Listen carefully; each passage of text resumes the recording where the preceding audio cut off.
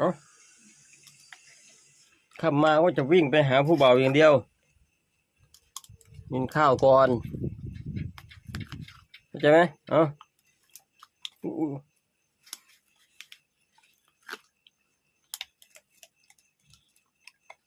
ด้วยพ่อใหญ่จ่อยด้วย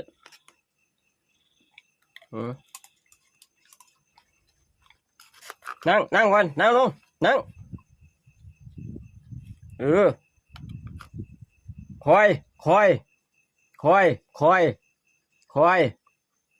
คอยกินเลยอ๊บ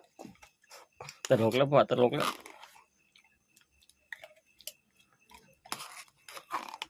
คอ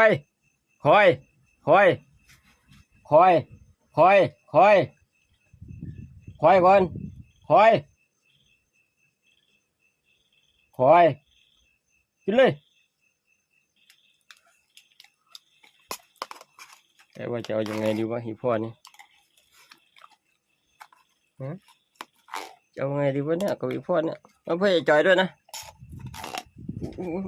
หกเราพอแล้วใครพอแล้วฝากเพื่อจ่อยด้วยนะมาเร็วถอยไปไหนไกลขนาดนั้นกินดีๆเร็วรีบกิน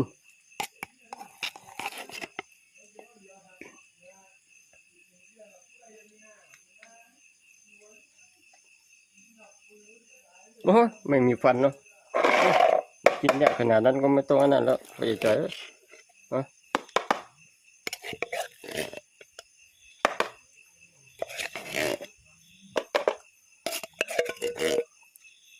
ดูดิไอ้บ่าวมันจะมากินแล้วนี่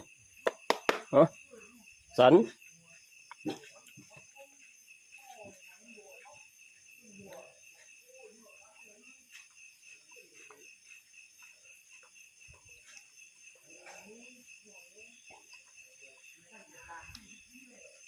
อะไรล่ะนี่ไม่อิ่มเหรออิ่มแล้วได้แล้วจะใครพอแล้วลูกไปเข้าไปห้องไป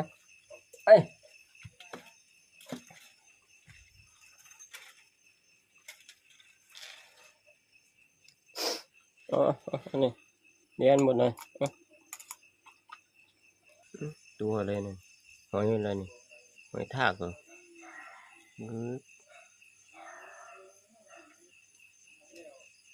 เมือกมันเยอะเนาะหอยแบบนี้บางคนเขาเลี้ยงเนาะหอยสีเผือกไปที่อื่นไปมากินต้นไม้ดูท่าแล้วนี่ไป